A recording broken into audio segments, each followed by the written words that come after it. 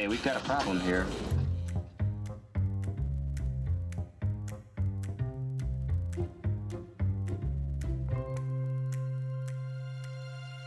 So, what's the plan? What's your plan? What are your plans? What's the plan? What's the plan? What's your plan? What's your plan of action? Plan. What's the plan?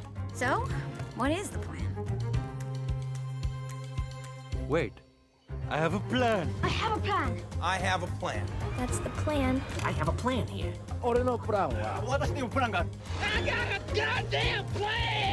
This plan's gonna work. Master Plan, Phase 1, Side A.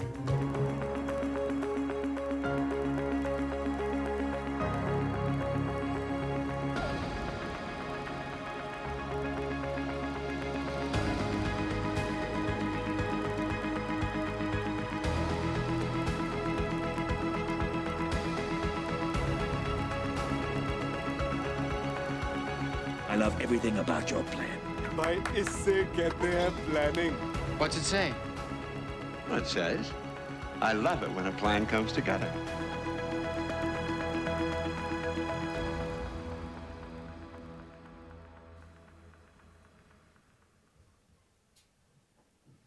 Welcome to the Young Person's Plan for the Planet YouTube channel.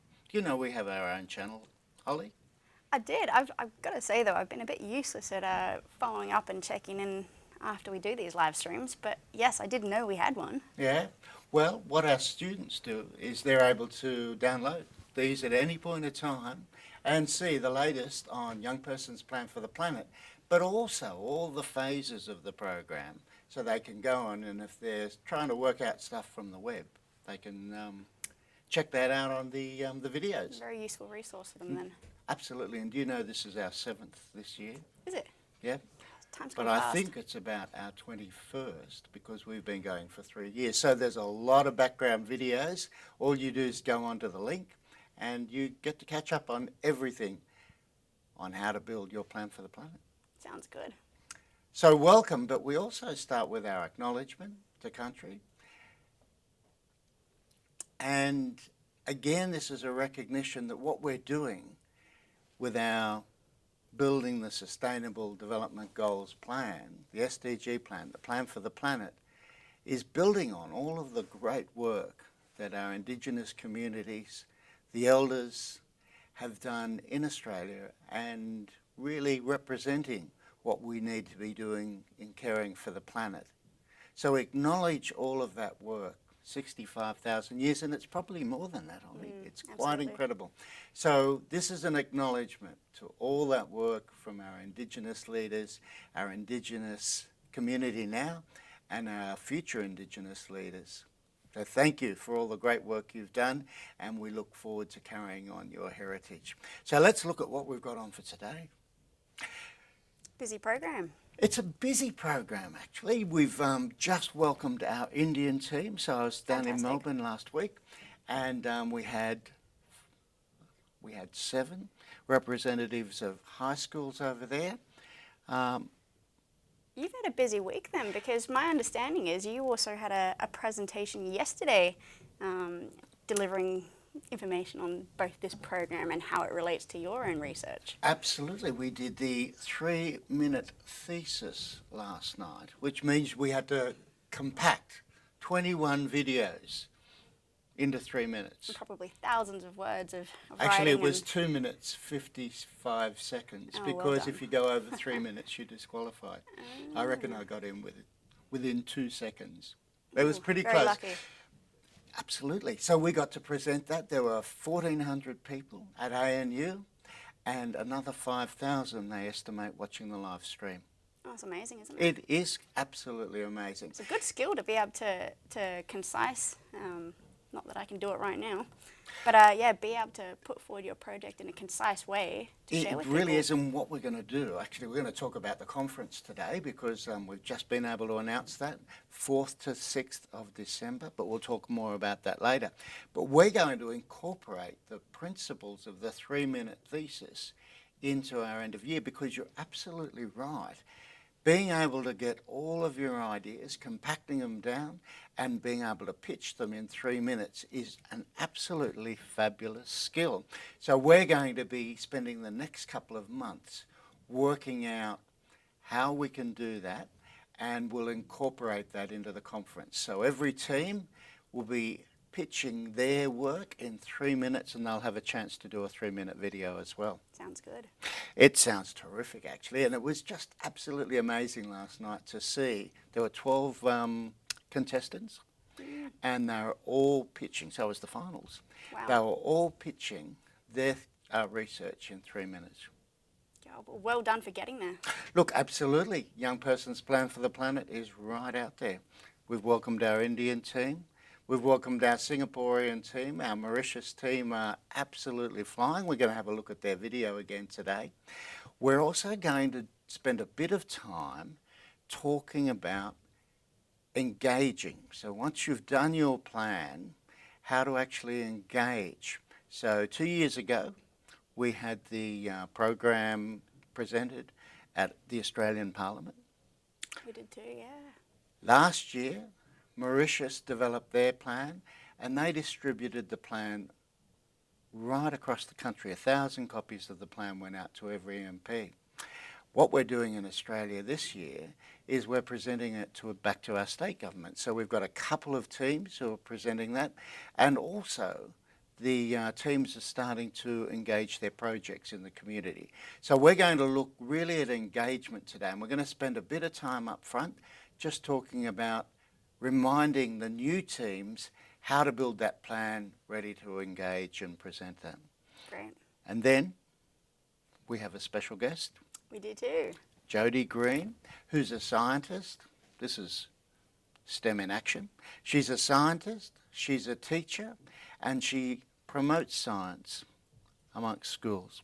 So we're going to get to talk to Jodie about what she's doing, and she's also joined the Young Person's Plan for the Planet team. So we'll be able to talk to her. She's helping organise the conference. Fantastic. I think that'll keep us going. I think so too. Absolutely. Should we get to it? Yeah, I think we will. So what I'm going to do is quickly fly through how to build your plan and how to start engaging with with your politicians, with your community leaders. So let's just do a quick whip through those slides, the overviews. So I think everybody's got a copy of the quick guide. So that's really what's on the web. This is how to build your young person's plan for the planet. On the web, you've got your lesson plans, the student expert forums, examples, alumni, students, mentors and videos. Everything's available, and you've also got the YouTube channel, which gives you the background. So for all the new schools, because we're allowing schools to join the program at any point of time now, you've got that whole wealth of information. And if you need a mentor school, we can arrange that for you.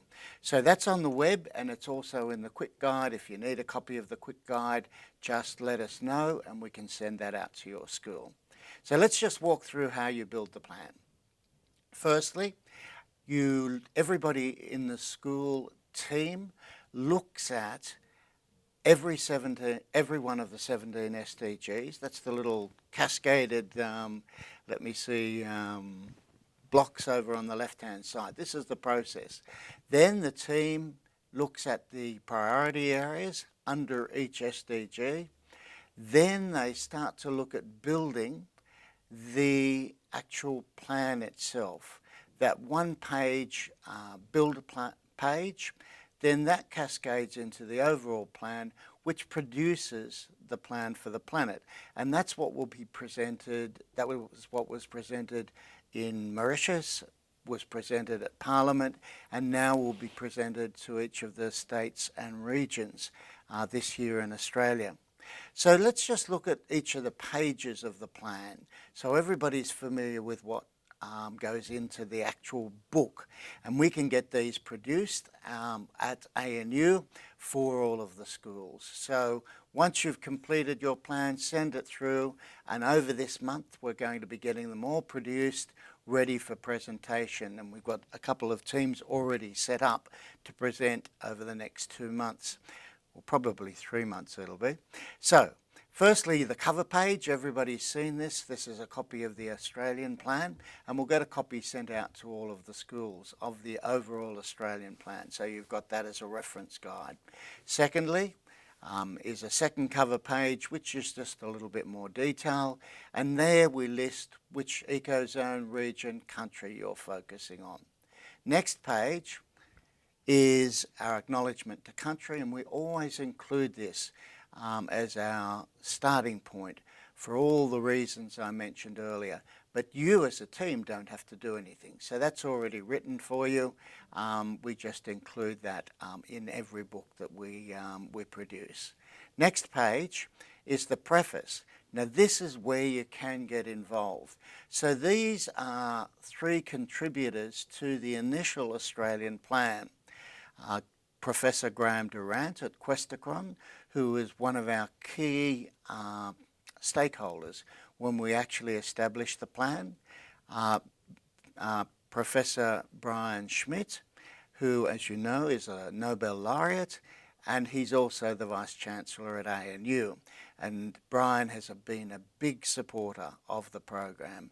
And finally, one of our Scientia professors at Uni of New South Wales Business School, Professor John Roberts. And Professor Roberts helped us with all of the research and construction. And he is a prominent mathematician and global marketer. So we've been able to learn from him and all of his skills and incorporate a lot of those skills into the Plan for the Planet. Now, this preface page is a page that you as a team can use to position your plan locally. So this might be your local MPs, it might be your local mayor, it might be your local professors at your university in, say, Western Australia or New South Wales or Victoria or Tasmania or Northern Australia or Mauritius or Singapore or India. So this is your chance to involve community leaders in supporting you, and the way to get them to do that is they write a piece of preface so that they basically get engaged in the program straight away. So it's a great engagement tool, this preface. You ask them to write a piece. The easiest way to do this is often sketch something out, draft something out, and then they'll modify it. So this is part of that engagement, the preface, and this is where you as a team think about who you'd like to get involved, ask them, and then they contribute the preface, and that goes into this first piece. Next page is the vision. Now, this vision is a fairly simple thing. This was built from the Earth Charter, which the United Nations put together. So this was derived for that, so it's very United Nations oriented. For the vision for your, say, state, region or country, you can adapt this, so you can put up the top Victoria and adapt that. Or if you want to, as a team, you can develop your own vision. So you've got a choice here, it's fairly simple, and then the picture down the bottom can be your picture of your state, your country, etc. So this is a fairly easy page. You can very simply put up the top Mauritius, Victoria, South Australia. It's a very simple page to construct, but this tailors the vision to what you want. And then if you want to do a specific vision for your region, you can, or if you want to simply adapt the overall vision from the United Nations Earth Charter, then you can do that. Let's move to the next page. This is your priority, so it's really useful, and a lot of people pay a lot of attention to the priorities. This is where you go through the SDGs and you identify 1 to 10 where your priorities are for your plan. Now this is quite easy because you already know the prioritization matrix. You just put all 17 SDGs down one side and then you simply put over the other side urgency, importance, add up the 2 scores and you pick your top 10. So that gives you the priorities, but as I said, it's quite interesting, I find, when people see the Young Person's Plan for the Planet, they really, enjoy this page because it gives them a sense of where your priorities are as a team. Next page is the plan.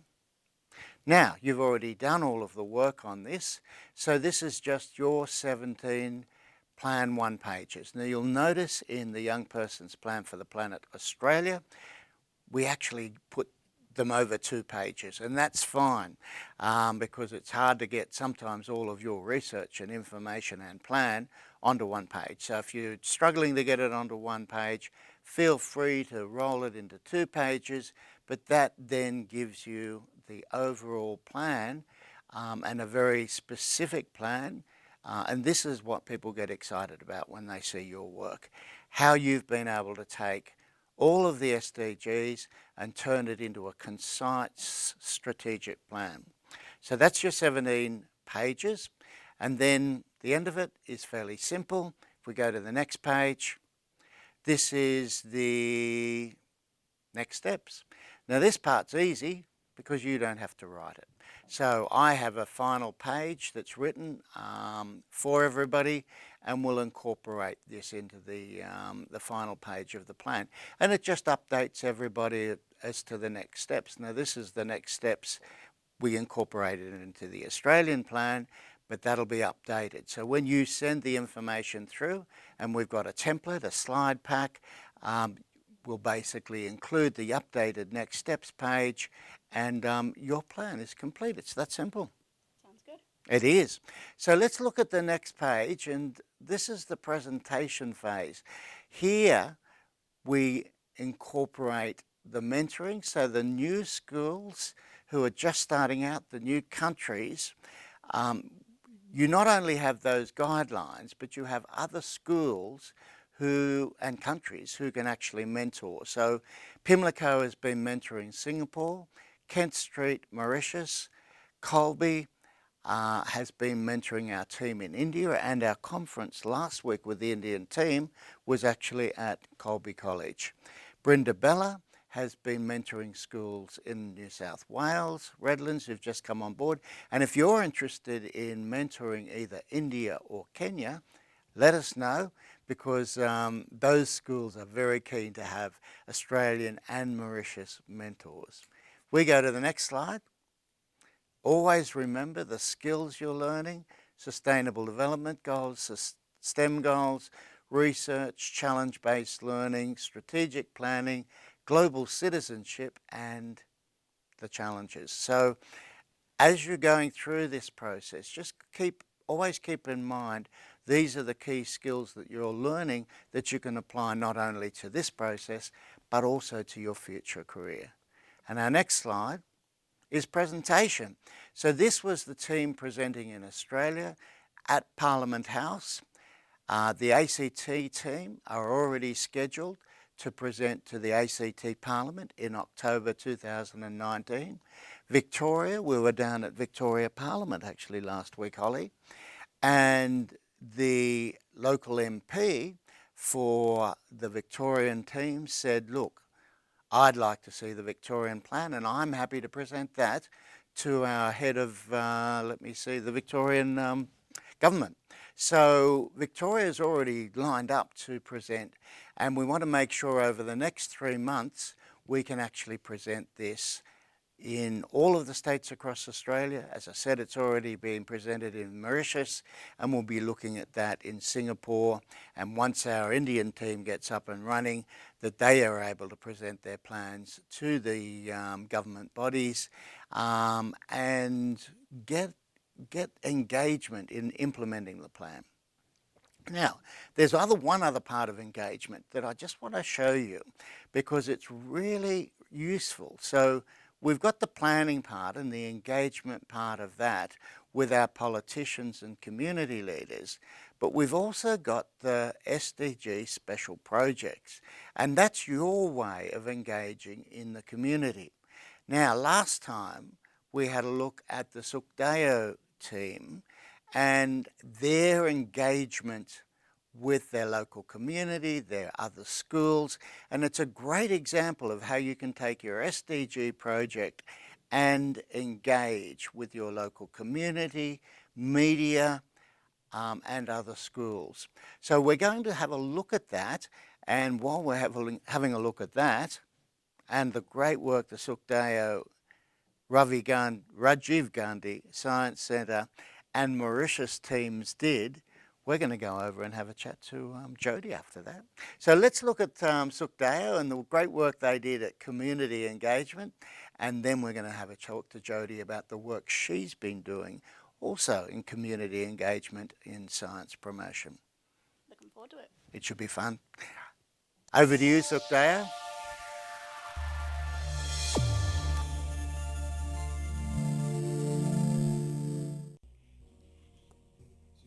Good morning, guys. So you're working on the SDGs. So which one have you prioritized? According to us, the top 3 highest scoring SDGs are as follows. First, we have good health and well-being, zero hunger, and no poverty. According to our research, there are various articles based on purpose.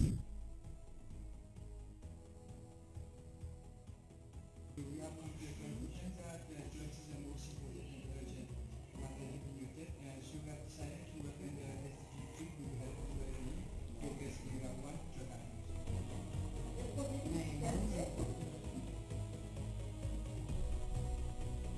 Les premiers envies escalaires, les sessions 340 millions de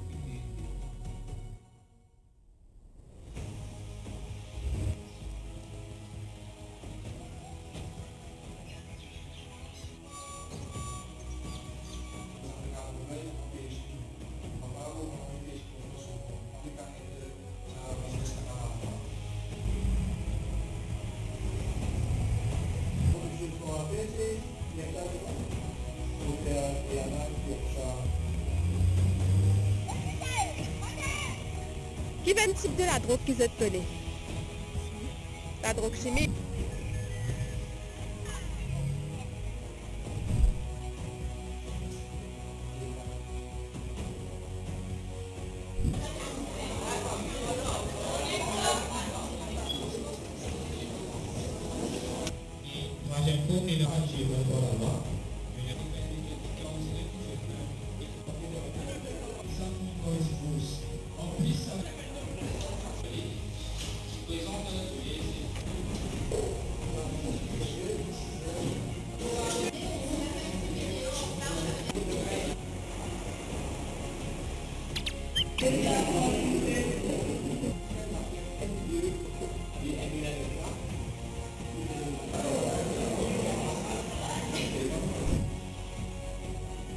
Excusez-moi.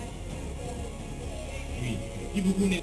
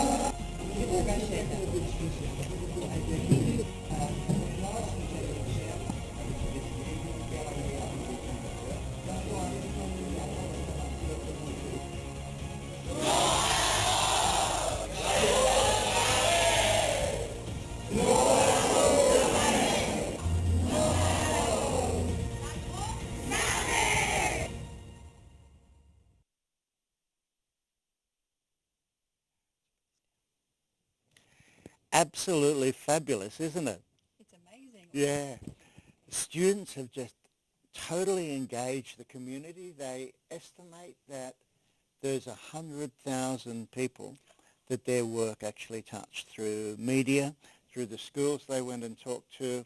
So in terms of community engagement, absolutely above and beyond, but it shows what the schools are capable of. But we haven't introduced you yet, Jody.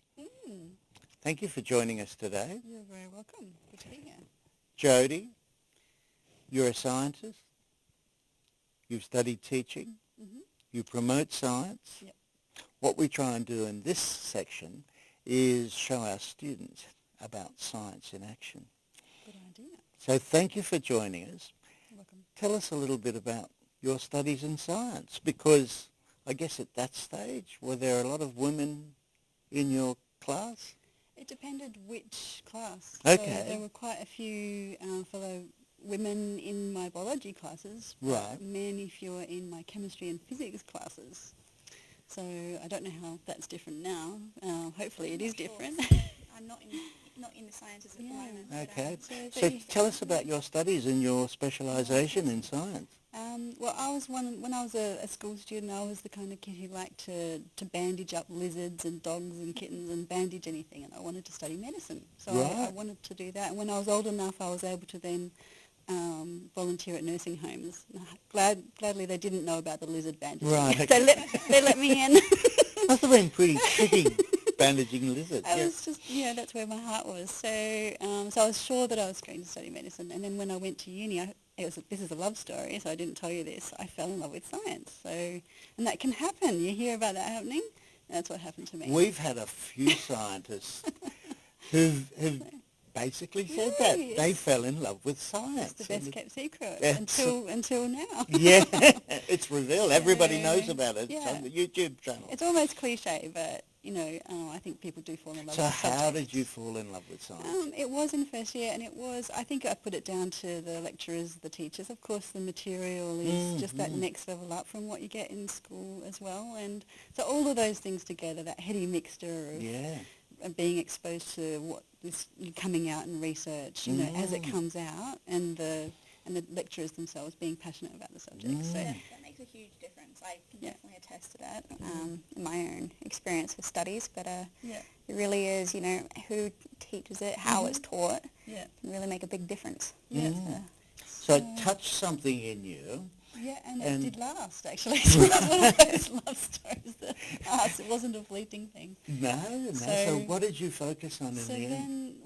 So I started off with physics, chemistry, biology, maths, statistics. It's just useful for everything. So all the STEM subjects? All of that, that's right. I don't know that you can do that now. I mean, it was some time ago. It was a very broad base. And then specialised, I got a chemistry degree and tried to cram as much as possible of biology in, but needed to go over and do extra. So ended up essentially with a biochemistry degree. It's the kind of thing that you could go and do, pharmacology or all kinds of things. It really prepared the ground for lots of things. And afterwards, I did do medical research as my first job. Okay. And then I took it to, you've heard of the idea of rainforests being the source of medicines. You would have heard about that a little bit recently with the Amazon stories. Yeah. But they're such a rich resource for medicines. And so I went into that area and identified some new proteins that hadn't been discovered before, that had medicinal qualities. So you found some proteins that that hadn't been discovered before. Right, and this is the other part of it, right? How cool This is that, Jody? It is really cool. It's actually,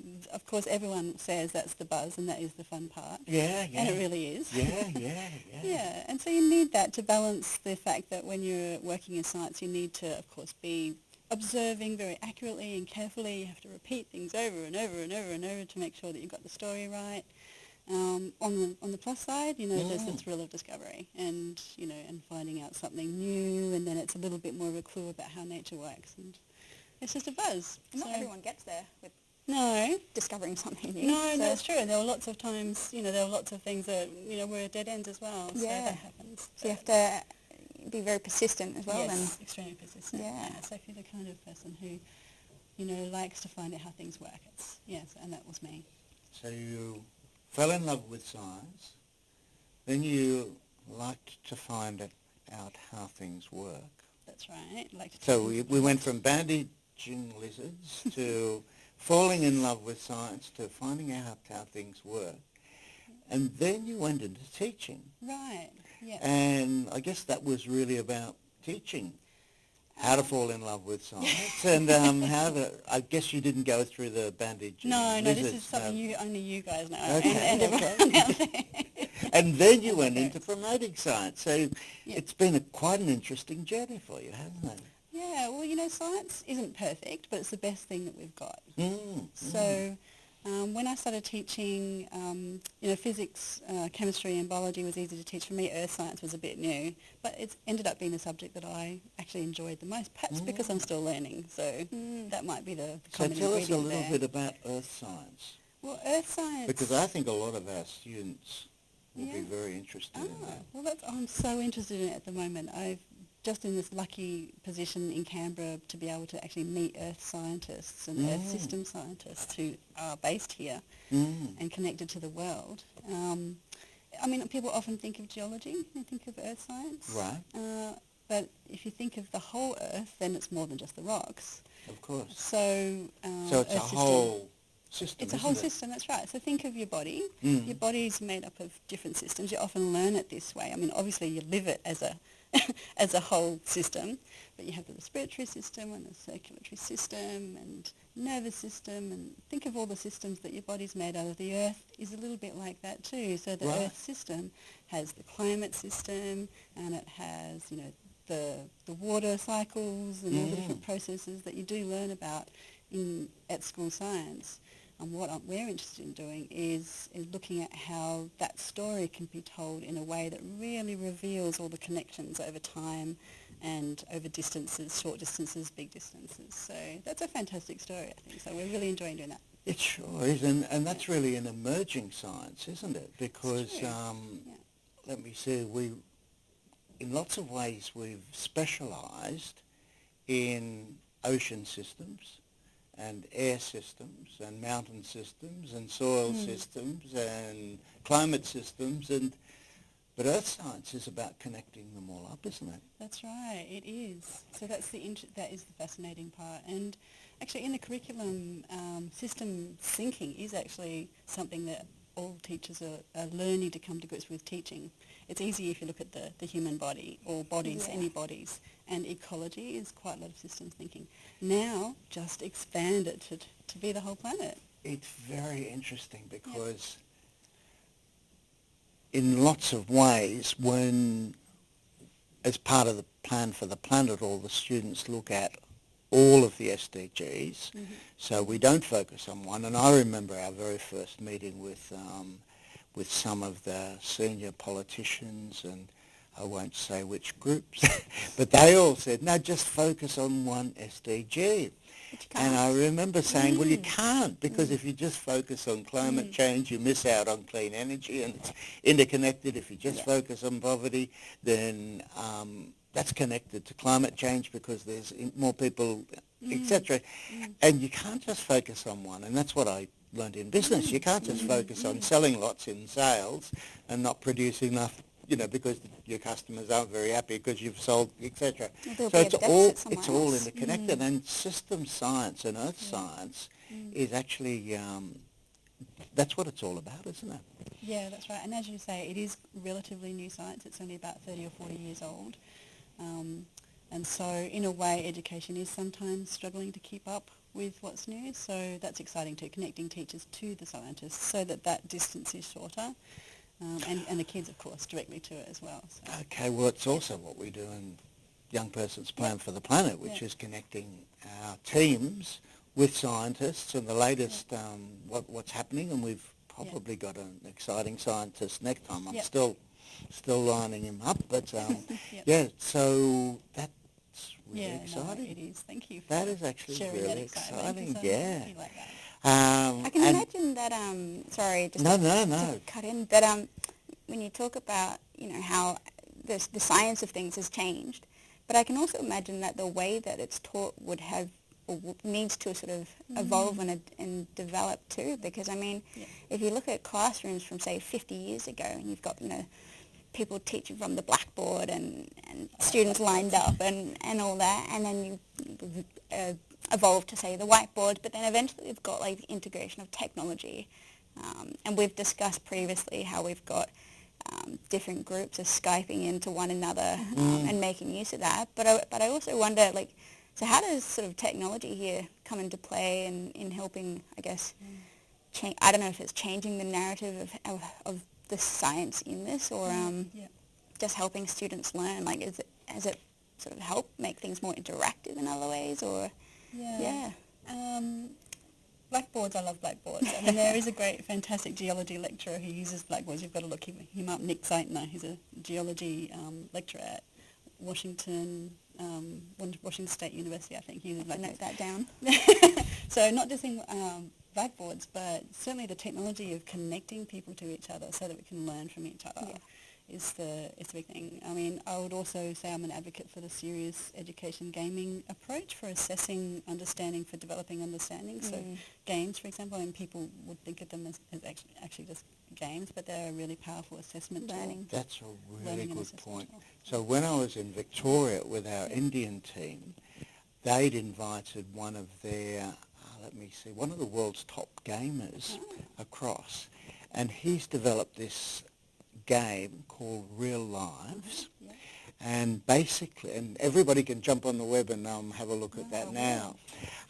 We're incorporating that into our Young Person's Plan for the Planet program, and what the game does is you can go into the game, we'll talk more about it next time, you can go into the game and you can say, I'd like to be born as a child in Mumbai and as a girl. And the game will draw on all of the science and all of the information we know. So it basically searches the web and it constructs a life for you as a little girl in Mumbai with all of the advantages and disadvantages. Or a boy in Sydney, or that's right, in Mauritius, in Singapore. And so it's enabling all of our Young Person's Plan for the Planet team to actually learn virtually about what it's like to be a student in other countries and the sort of things they'll have to deal with. And so our team in Viewbank College are our test team. They've just been all linked into Real Lives, but if your school is interested, let us know because we can link you in. And you can then learn about what it's like to be a student in Mauritius, in India, in Singapore, in Australia. So the technology is great because we can connect the schools in real time, virtually, but at the same time we're able to use games so students can understand the realities. And Parag, who's developed the game, has just incorporated all of the SDGs in. So you're able to then click on an SDG and say, what's it like to be in, say, Kenya as a boy? And what are the issues around water for you? So it's a fantastic development. We're really excited. But thanks for bringing that up, Jody. That is brilliant. I mean, it is interesting how so much of the Earth system science is behind the SDGs as well. So people who obviously have developed that science area have collaborated with social scientists. So this is the other interesting thing, is that the way of talking about the Earth as a system really lends itself to collaborating with social scientists, with economists, with social planners, and so it feels like the first time, apart from Indigenous knowledge, which is also very integrative, it feels like the first time for us that we've been able to actually have this meshing where what we learn in one place can be used in another, and you can see the connections. Exactly, and that's been the whole principle with Young Person's Plan for the Planet, is actually pulling it all together and working out how we move forward. Jody, that's been absolutely fantastic having you here. Thank you for joining Holly and myself. You're welcome. Thank you for having me. And we look forward to working together because you're helping us with the conference. Yes. Thank you for inviting me to help with registration. So I'll be one of the people behind the... Fantastic. So the try booking site is all going live today. Oh, good. Yeah. Good. Okay. And all the details on the conference are available on that site and will be on the web. And we're just going to finish off by talking a bit about the conference and then the next step. So thank you, Jodie, very much for joining us. Exciting work, and we've learned all about Earth systems today. Right, a little bit. More next time. Great. Okay, look, thanks very much, Jodie. Really appreciate it. Yeah. Well, we better finish up.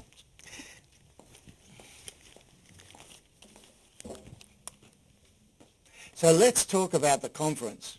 Just been announced, 4th to the 6th of December in Singapore. Great. So it's available to all of our Australian students, our Mauritian students. We know we've got some of our Indian students. We've obviously got our Singapore students there, and we're hoping we'll be able to also incorporate some of our Kenyan students and any other countries who want to join as well. So this conference this year will be a combination of all of the students presenting the work they've been doing this year, whether that's preparing their plans, doing their SDG special projects, but also their mentoring projects. So we're going to incorporate mentoring into the actual program so that students who are experienced at their plans will be able to work with other students who are still starting out at that phase.